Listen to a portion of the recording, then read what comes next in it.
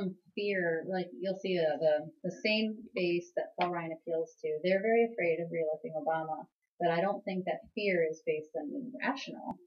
Like that. Oh yeah, they're persuaded he's going to come to their house and take their gun away. Yeah, yeah. I mean, that's it's like the county sheriff. Yeah. But it's almost like they believe that socialism would actually, take root in the United States. So Sheriff Raines is our own little homegrown Sheriff Arpaio. Another guy. Doesn't he believe in the law? Well, he thinks that the law's on his side. Yeah. The constitutionalists believe that the county sheriffs are the last bastion. In fact, if you look at it, some of the real militia folks out west were banking on the fact that it was the county sheriffs that would protect them against the federal government. The sort of Tim McVeigh crowd was very persuaded that county sheriffs were their last line of defense. And someone like a Sheriff Arpaio in Maricopa County has actually been feeding into that, suggesting that somehow they have powers that no other local elected official does. Kind of scary. Absolutely, especially if you remember that Eaton County is Lansing Mall. I mean, it's kind of our city. I mean, you only have to go across Waverly. Yeah, you don't have to head down to Mississippi to get I live a quarter mile from Waverly. Well, maybe you're going to have to, they'll check your passport the next time you try to cross them. God. I need a check off to get into this county. Oh. You're listening to WLNZ 89.7 here in Lansing, Michigan. This is LCC Radio, your community station. We're talking with Melissa Osborne of the Peace Education Center and with Bill Castamere about some of the excitement. So Mr. Romney also put his foot in his mouth as a result of one of the reasons that we invited the Peace Ed Center to be here tonight, talk about those issues and also her work on Melissa's work on the Women's Task Force for that group. Is that we're seeing this eruption of violence in the Middle East right now. And what we saw was candidate Romney really put his foot in his mouth the first night of the turmoil when the ambassador to Libya had been killed, talking about, I mean, he was really already trying to make political hay and go on the offensive and be critical of the administration at a time when literally the violence was still going on and nobody knew what was happening.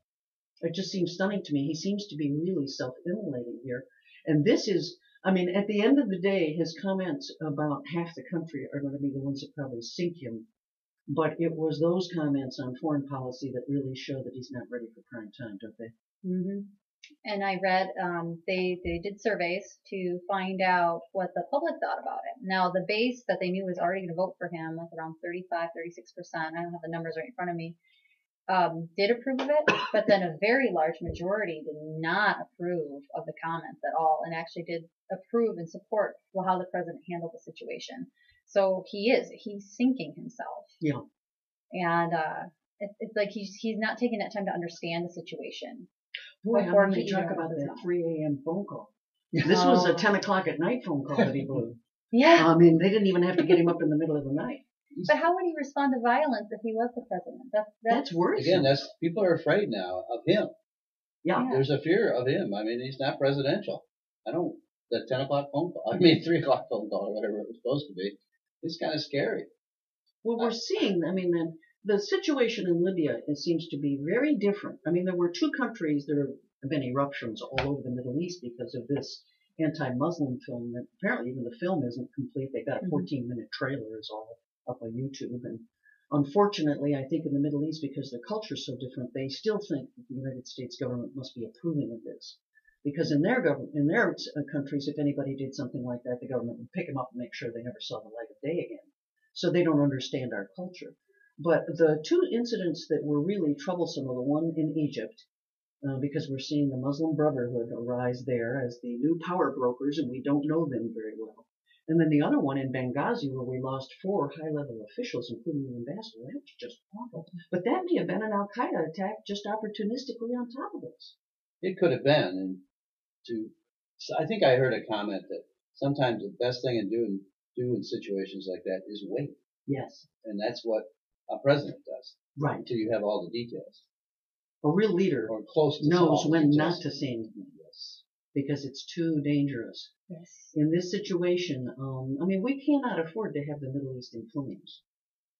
Every word counts in a situation like this. And the irony for Romney is that there may have well been mistakes that the administration made in terms of its Middle Eastern policy or making sure that they had enough protection around the embassies. But that's going to get obscured by the fact that the candidate seems so off the hook. and quick to say things. It wasn't just what he said, it was when he said it. Not giving any chance for people to find out what's really going on. Mm-hmm. Now, what kind of role does the Peace Education Center play in educating people about these kinds of issues, the dangers of violence? I mean, your goal is to promote peace. How do we do that in an era when we see an entire region getting mad at us? Oh, I know. And I mean, even in this situation, even making Americans understand like what is actually happening here, Yeah. you know, because there is a lot of anti-Muslim sentiment in the United States as well. So for people to understand, like, even why they would find this so offensive, and not to make excuses for the violence, because that's not okay either. I mean, even in Palestine, in the West Bank, their response to this film was to do a peaceful sit-in. Yeah. And they did it in the city of Ramallah. And when I read it on BBC, it's like you see where the Palestinians have really been trying to take root in peaceful protests for a lot of different things, and they use this in this situation as well. So even in, like, I mean, it's not, and there's a lot of pictures that you would see of like Muslims that were holding signs saying not all Egyptians. I saw that in Benghazi. Yes, and where I was really pleased to see that. You know, mourning the loss of the ambassador and saying, we want you to know that we weren't part of this. Yes. Yeah, that matters. So, you know, so there are a lot of Muslims that do not condone this kind of behavior. Yeah. And we also need the people in the United States to understand that they're not all going to just fly off the handle and be violent as well. And we cannot support this kind of behavior on the part of Americans either. But in the Middle East, it's such a difficult situation, and we can see where educating people in peaceful protests is starting to take root in some regions. So it was a very nice promise of hope to see that one particular region in Palestine where they decided that their response was going to be a peaceful sit-in. And I mean, there are so many other regions, Yemen and Egypt and even the Philippines, where so much violence has already broken out that, I mean, I have no idea how people are going, in that region, how they're going to be able to counter that. I saw Middle Eastern expert Robin Wright today note, however, she said, don't confuse the fact that these were relatively small demonstrations in a number of different countries. She said, when we start comparing this to the Arab Springs were tens of thousands of people, hundreds of thousands of people coming out in support of democracy and saying we deserve a right to determine our own future. She said, in any country, you can get a small but dedicated group of fanatics, especially on religious issues, to inflame the whole situation by being dramatic. So it's not, we shouldn't automatically expect that there won't be anybody in the country that would do this. But the numbers were vastly different. Oh, yes. But they're armed. Well, that's yeah. And people are dying. Yep, I mean, absolutely. so it only takes, I mean, from what I've read, I mean, it's like a couple hundred people in most of these regions. Right.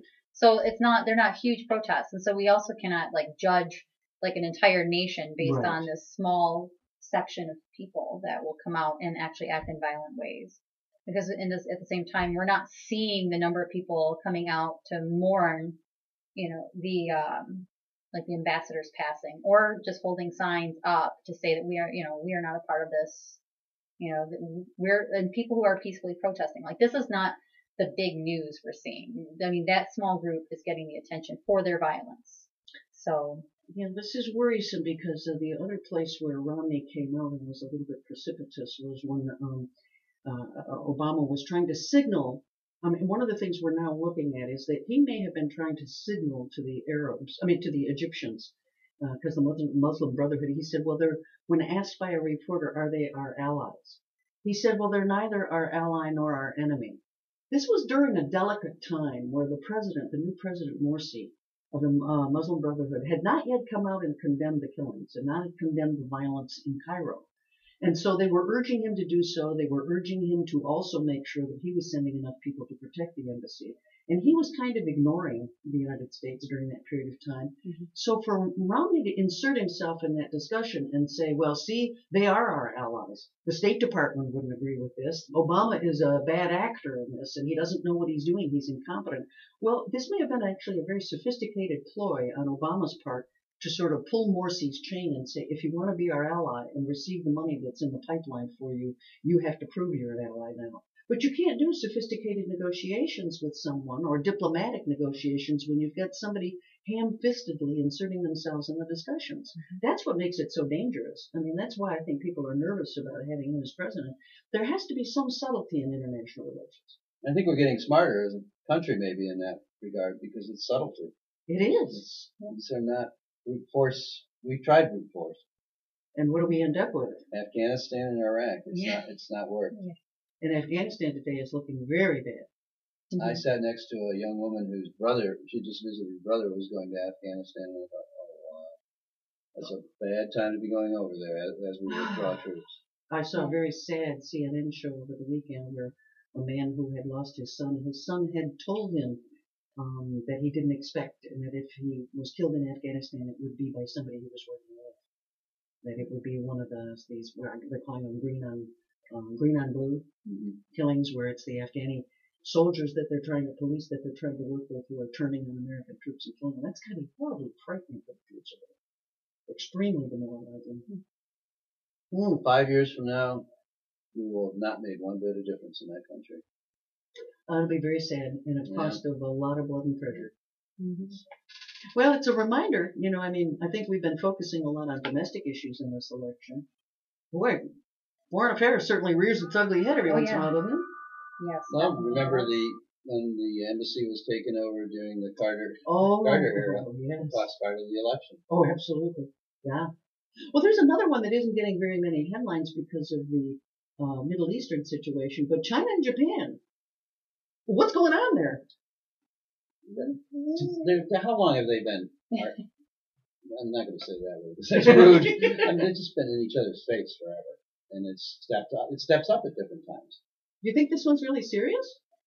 We're talking about the Japanese have glommed onto some islands in the South China Sea that China says are theirs.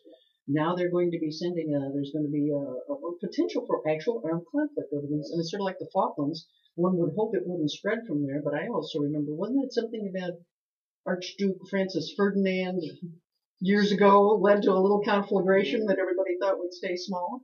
Well, small things do lead to bigger things, and they've been arguing over those islands for, a half a century. I still remember Quemoy and Matsu. That was the big issue when JFK and Nixon were debating. I don't know if it's a serious issue because they've been doing this for so long. And there has been threat, and there has been armed threat. I mean, there's been violence in that era. There has. I know families that have lost people there. If you take a look at the website, one of my new favorites is Business Insider. They ran a bunch of pictures of protests going on in China about these islands. These folks are serious. We're talking about thousands of people on the street and things like nuke them, nuke Japan now. I mean, these aren't subtle signs. No, they're vicious countries. Yeah. Speaking of that, the one area of the Middle East we haven't touched on was, to add to the excitement, Benjamin Bibi Netanyahu, who back in the 1970s actually worked with Mitt Romney in Boston. Did you know that? No. They were friends in the 70s. It just seems bizarre, doesn't it? I guess everybody who's a leader knows each other. Yeah. He's really pushing for bomb Iran, isn't he? Yes. And where does that leave us? Oh. $10 that would be the gas? most likely thing I think to happen in all the things we're talking about. That would be the most likely to I believe it is. Before the election? No. No. 3 days after. Ooh. I think, they're serious people. Yeah. I mean, they don't bluff, generally. Yeah. No bluffers. Bibi went on Meet the Press yesterday and said basically that he is really trying to force the Obama administration to join in drawing what he calls a bright red line. Yep. That if they continue to enrich that uranium, we must bomb their facilities. And he said that, the Obama administration does not have the right to give a red stoplight to Israel. But Mr. Obama seems to be saying we shouldn't let Israel dictate American foreign policy. All true, but it's not going to stop Israel if they choose to do it. The sad reality as well is that it probably won't stop the nuclear program, but it might lead to a real world war. I mean, it's that volatile over there. I would think that the protests we're seeing in the Middle East would be a mild version of what we see at that. Absolutely. Whoa. And there'd be demonstrations in this country then. Well, There'd be some serious things going on here. Yeah. It could get ugly here. Well, Melissa, that's one of the things that has always kind of worried me.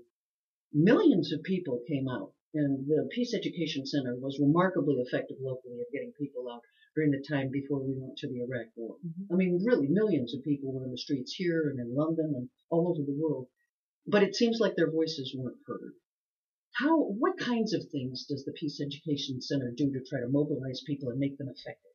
And that's after that had happened, where we did mobilize people, we had the voices, but weren't listened to. That became an issue in itself. Like, how do you mobilize people, educate people, have them actually respond?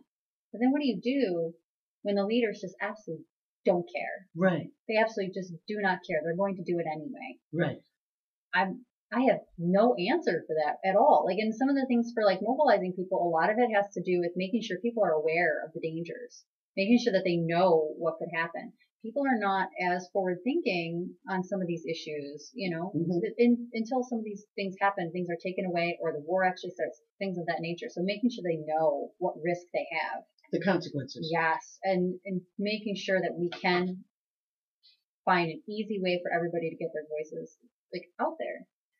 But in a situation like this for Iran, I have not seen people step up and try to stop the war like that easily could be coming. And they may read it, but again, are they going to believe it's actually going to happen until it happens? That's why history is pretty darn important. Well, we don't teach as much as we should. No, because you don't have to go back very far to know that they don't bluff. History does not bluff. I mean, generally they deliver on their promises when you least expect it. Part of my introductory journalism class includes helping students understand how to stay current with current events. And I was introducing the concept of, and this was prior to the latest inflammatory statements that were made. I was introducing my students to the idea that we are potentially on the brink of bombing Iran. And they hadn't heard anything about it. I mean, it was just simply not on their radar. And I had a student ask me a question that made my heart sink. And he said, explain the Israeli-Palestinian situation to me. And I thought, oh my goodness, how many weeks do we have? I mean, it's hard for young people to jump in. We have so much. It's really complex. It's complex. It's so much information too. And unless they're daily taking it in, how do you, put them in, like, just throw them into this information pool? I can't do the Cliff Notes version very well. This is why this is also very weird, is we're coming on the 50th anniversary, the 50th or 60th? My math, 50th, of the Cuban Missile Crisis. True. We were at the brink of nuclear war, closer than anyone had really wanted to know at the time. We were all afraid we were that close, but we found out later we really were that close. We were even closer. Yes. Yes. And I still can't tell you how grateful I feel to President Kennedy from the two Kennedys. If we had had different leaders, it would have been a very different outcome. Yeah.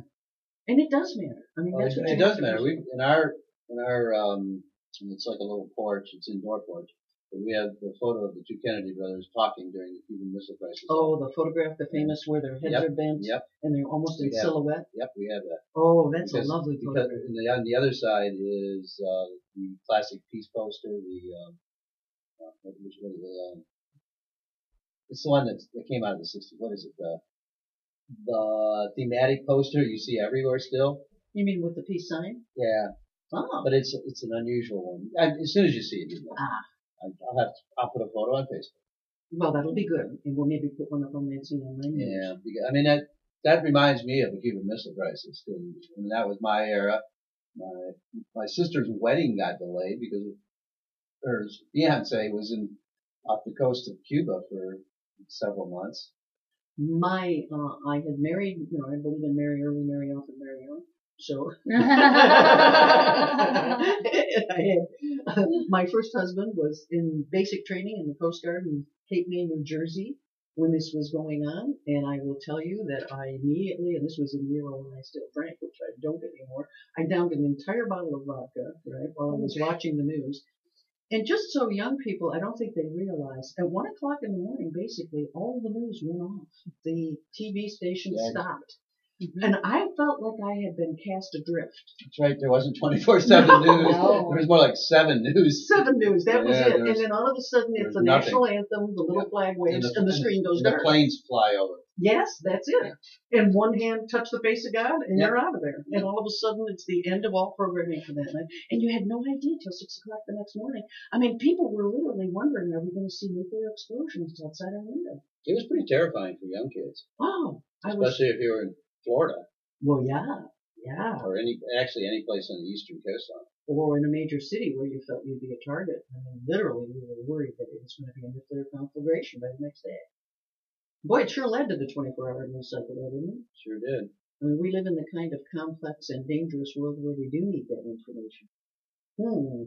I hope there's a lot of discussion about that era soon, because it's November. It's when it happens, so it should happen soon. Well, we're certainly facing a series of crises today that could well rival it. I mean, it seems to me Almer has fallen down. Yeah. And there's more nuclear weapons. Yeah, it's not a safe era. That and the fiscal cliff coming up. Boy, this is going to be a fun fall. Oh, yeah. Things are going to keep you busy Now, in addition, I should ask you about some of the work that you're doing with women's issues with your women's task force. Tell us about why it is that you formed that and what the goals are and what's happening on that front. Well, I originally had started this. I had been intending working on women's issues when I was with the Peace Education Center back when I joined in 2007. Oh. And I kept putting it on the back burner, because we had a lot of stuff. I mean, the Middle East stuff really keeps the Peace Education Center busy because there's been a lot going on in Iraq, Afghanistan, and now possibility of Iran. But when this, maybe was it January, February, when they had this huge issue over the federal government requiring employers to provide birth control. Yes. I knew it was time that I had to step in and do something. And I just had no idea what I was actually in for because it has gone crazier since, between the bills in Michigan, that are going to possibly shut down every abortion clinic, except for 3 in the entire state that have passed the House and are now in the Senate. So there's only 3 that could meet the standards that would be required. Yes. So, I mean, these things have definitely been keeping me busy. And I originally wanted to start it because I came into peace and justice issues as a domestic violence survivor. My kids are domestic violence survivors. And I see a tie between societal violence and the violence that is even sanctioned in the homes. And so I really wanted to work on more of a holistic approach to nonviolence in addition to working on women's issues, which was Peace Education Center was a great place for me to do this. And some of the things that we've been working on, and right now I'm working with Michigan Now on having a documentary on the history of reproductive rights and a panel of women to talk about what it was like in the times before abortion was accessible, or even what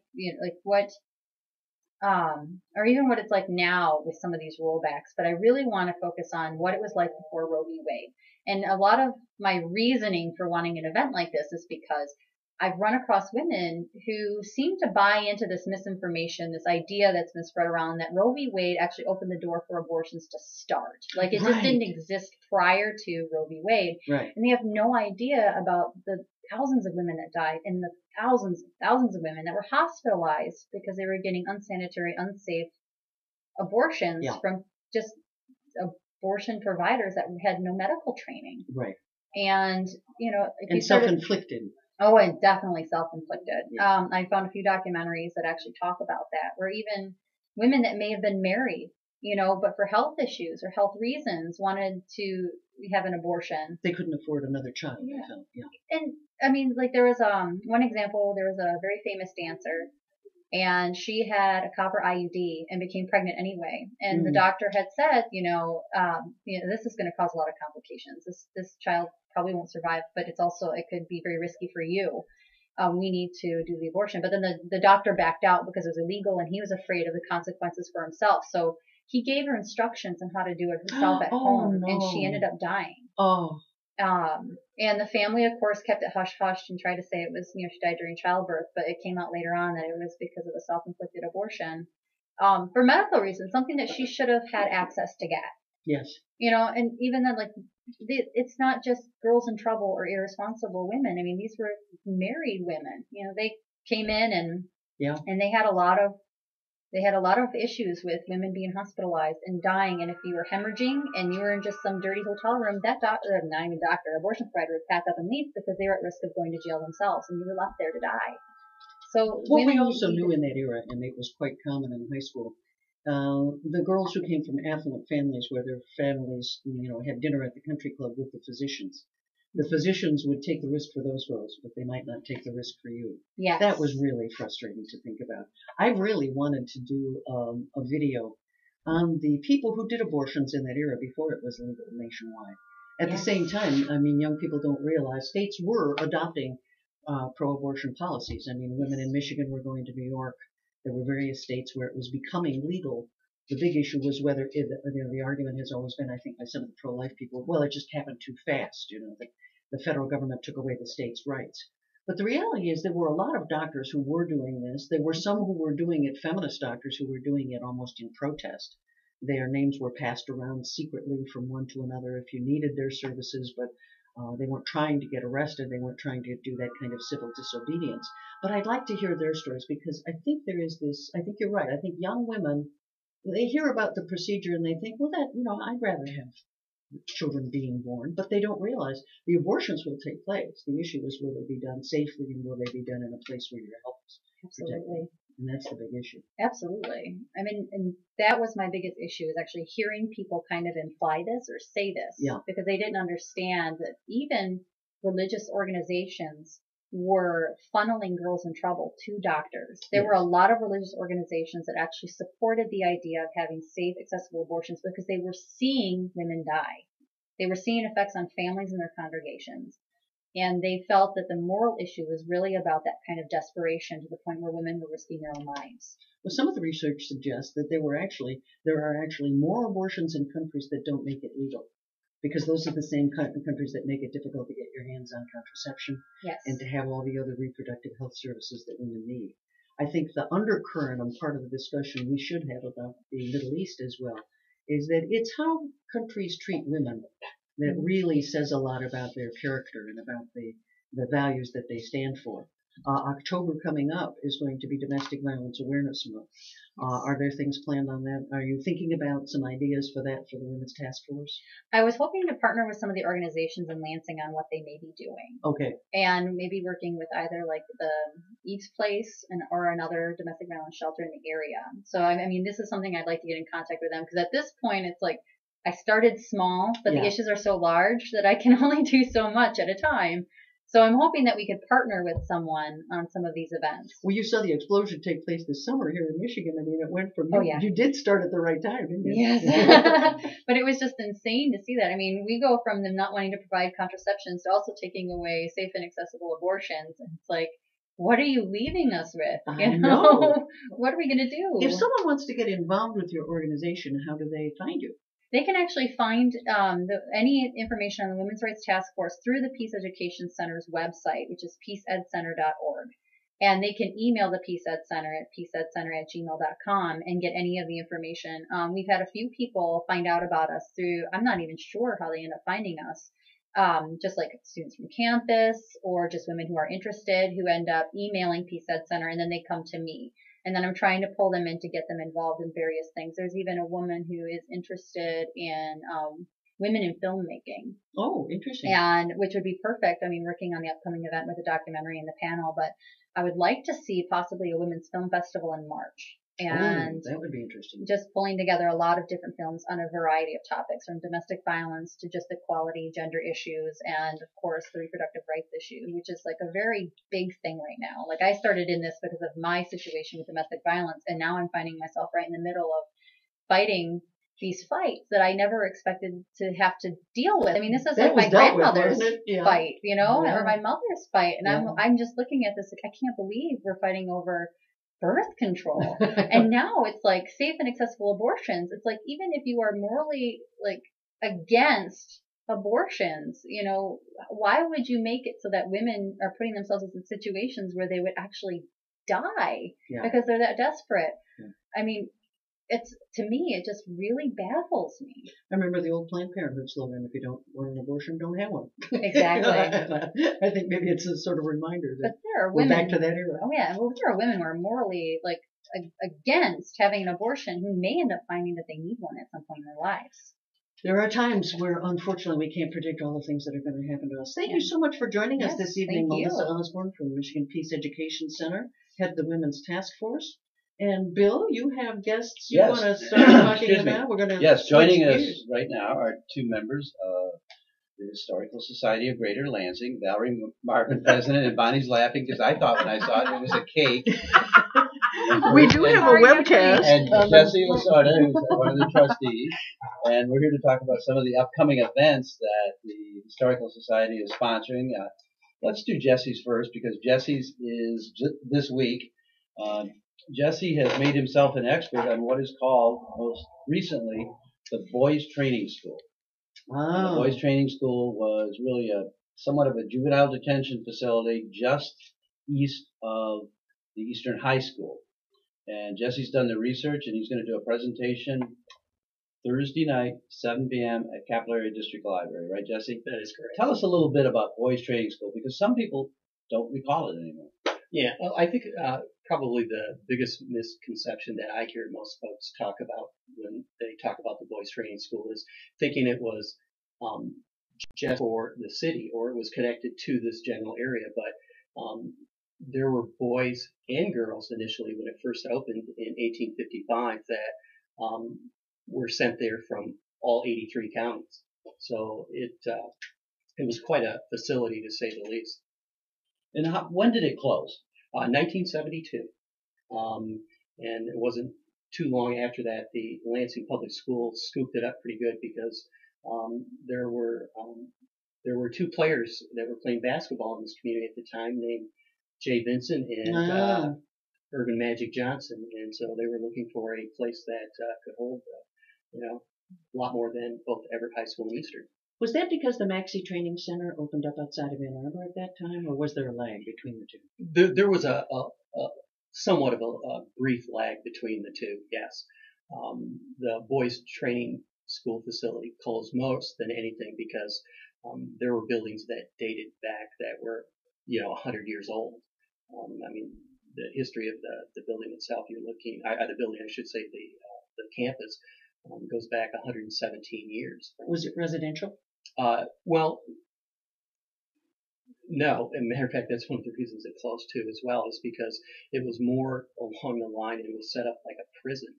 The cottages that the young men stayed in were named after given states, and they had bars on the windows, etc. It was not a very pleasant place to end up at. Yeah. And I think as time went on, more violent offenders were placed there. Correct. Yes. Because when at the beginning, when the facility opens up, a good number of the folks that were there from 1855 to 1861, there were boys and girls.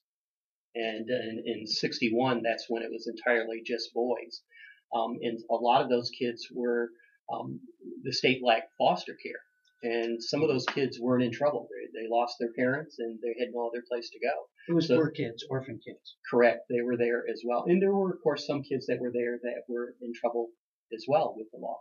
What was the intent of the school? I mean, because then it was named Boys Vocational School. It had a plethora of names. That is correct. Yeah, it changed names, and Valerie might know a little more about this than I too as well, but at least 6 or 7, maybe 8 times over the history of it. The thought was that if the young men were in trouble, that they could rehab the young men through training. For instance, they taught how to make shoemakers, how to get into the printing world, how to get into the world of being a carpenter. There was farming involved. The facility not only was next to Eastern High School, the campus, I should say, but where the capital city airport is located now, all that land was part of the boys' training school. They had over 1,000 acres at one time. So it was quite a facility, to say the least. And when they opened up, too, in 1855, that wasn't in the city of Lansing. That was in Lansing Township at the time. So it was a while before it officially was inside. Who were their teachers? Well, that's a good question. I haven't done a whole lot of research on the given teachers. I do know a few of the superintendents. Probably the most famous one was the first one, and that was Theodore Foster.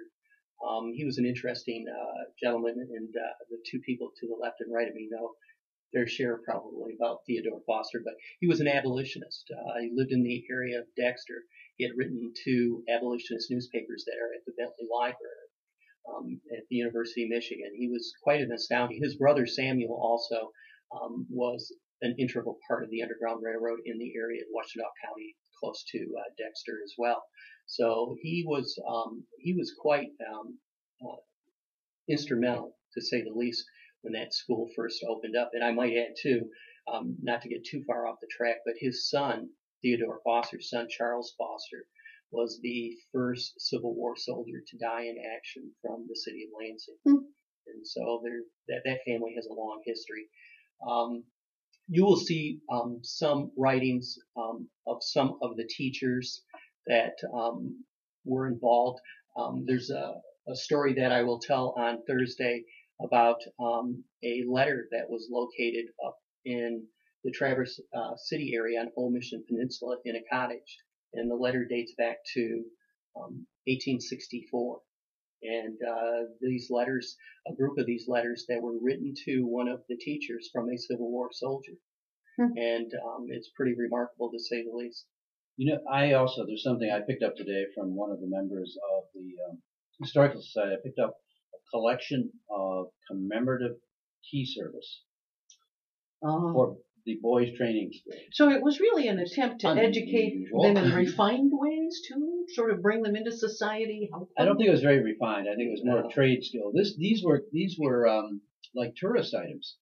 Can you imagine going to Lansing and coming home with something from, look what I've got, a boys' training tea service. Oh, absolutely. Well, odd stuff. For instance, they had a band. Their band was performed all over the state, at various high school events, at all kinds of functions during Memorial Day, Labor Day, etc. I didn't mention this early on, but it did seem too that there was a disproportion, at least at some parts of the history of the school, of having a disproportionate number of African American young men. And I've seen several of the bands that were just about predominantly all African American that they had put together at one time. This is LCC Radio, WLNZ 89.7 here in Lansing, Michigan. So it was well-meaning, but it probably, as with many of these institutions, they have a somewhat checkered past. Well, I think that would be the understatement of the year, due to the fact, too, and Bill and Valerie are very aware of this, too. There were 61 boys that died at the facility. And I have done pretty extensive research, going mostly through newspapers, about lawmakers butting heads and going back and forth about the treatment of how some of those boys were treated at the facility. And I personally had grown up as a kid, knew several folk that were connected to the boys training school as far as being instructors there and that kind of thing. And some of the treatment was pretty ugly. So they may have been beaten to death? If you were to ask me to take a guess at that, I would suspect that highly. Absolutely. And I know a person that did basically the dismantling of that place, and he did not take the jail doors, the prison doors. They had a lock space, obviously, that would look like a prison.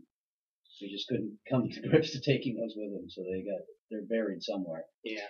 Having done work in the past with the Bureau of Juvenile Justice, so often what we see are someone like your abolitionist originator may have had a wonderful idea and think that they were coming up with a new reform, but it goes off the rails. We don't do a very good job with institutions. Oh, absolutely, without a doubt. I think that was the case here as well.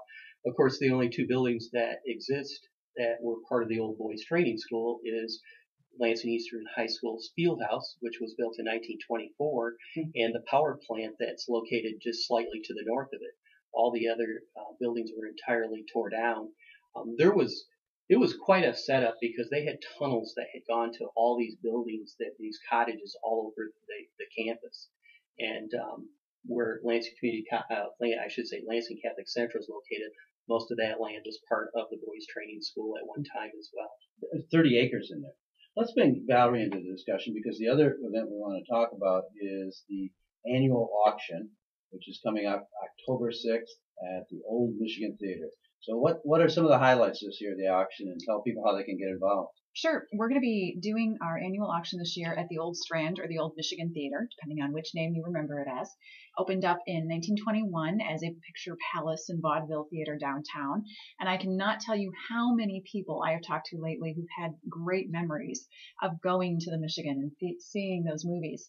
We're going to be exploring the building. We're going to be doing tours of it that evening, talking about some of the history of it and the history of the Butterfield family that owns theaters all across Michigan that actually built it.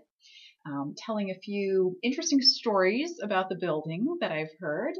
And also, we're going to be, of course, raising money for the Historical Society. We have about 100 items that have come in that people have donated, and we have some really great packages. For example, we have charter fishing for a couple people out of Grand Haven, an all-day charter boat excursion. We have wood floor restoration for a historic home, which is certainly a great package. We have a deluxe stay at the English Inn. Where's that? Out in Eaton Rapids, out on MLK when it becomes Eaton Rapids Road, right. I think it is at that point. We have books and books and books, Michigan notable books from the last few years.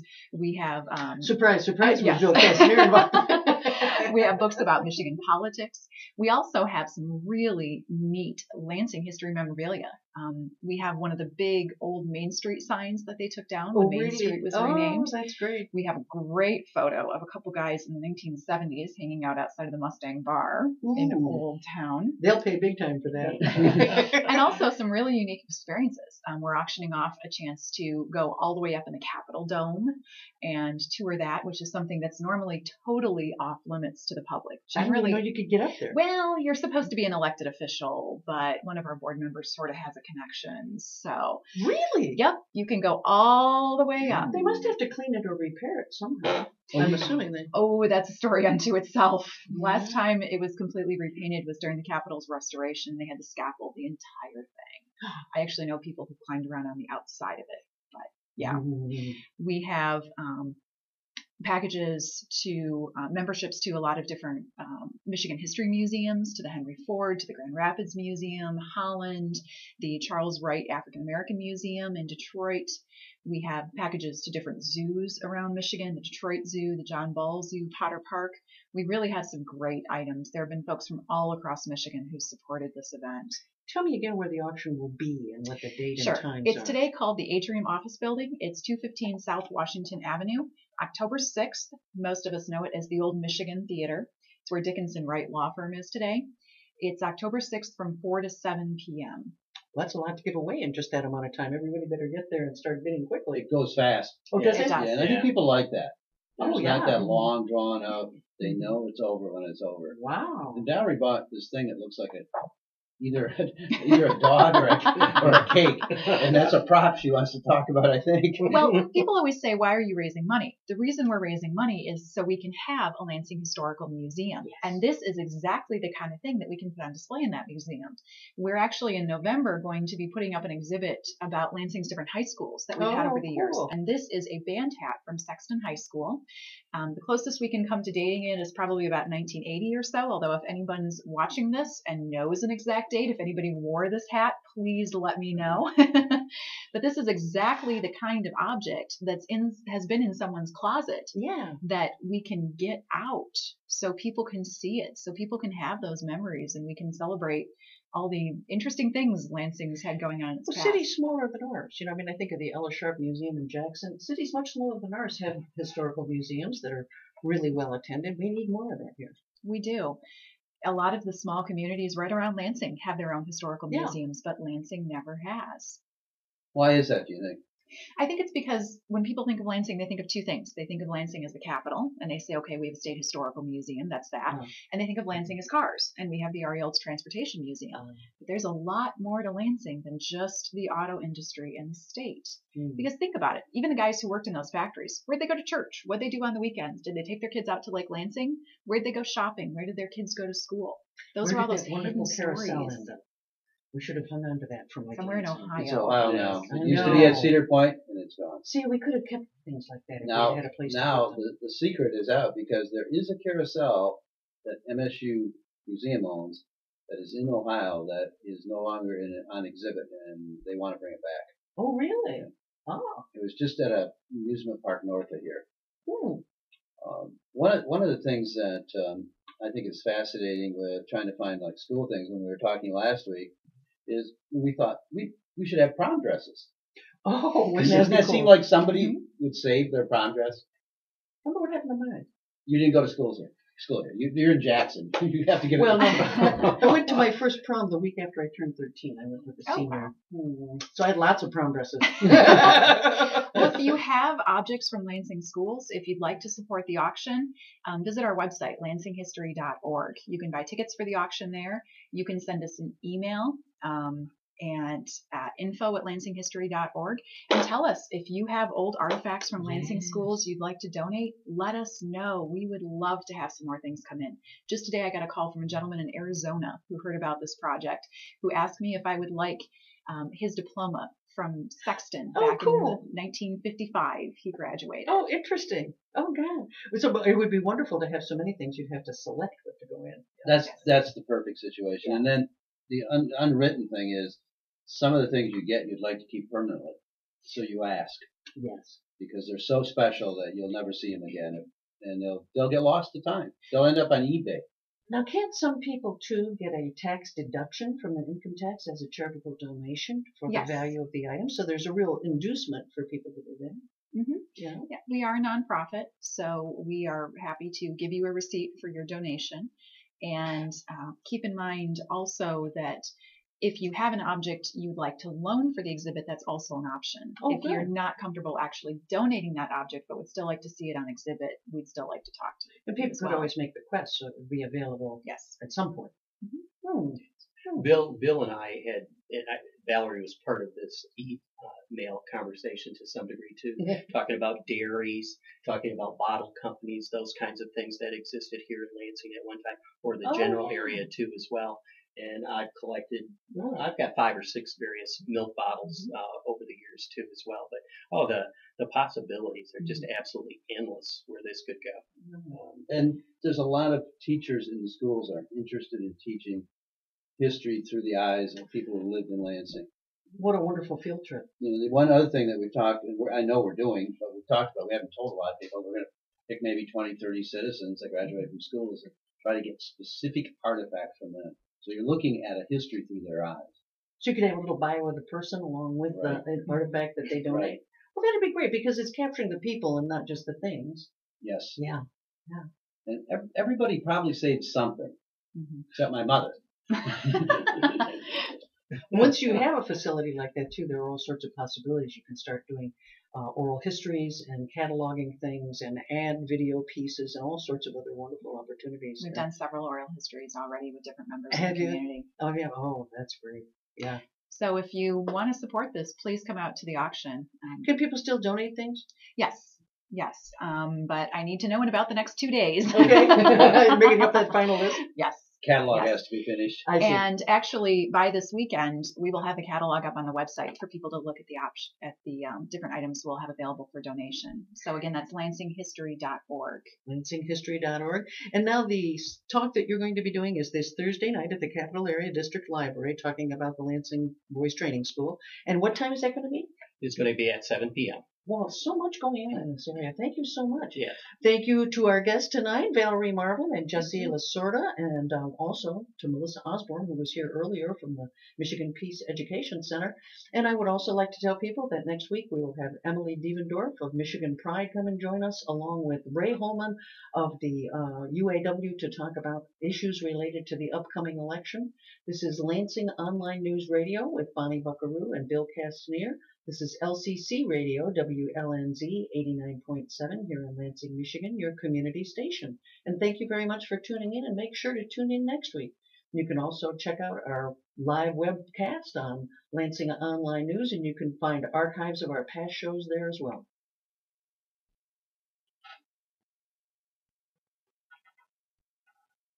I talked right to the last second because we can't play any music. No, I understand. The CD players in there don't Really? work anymore. I know last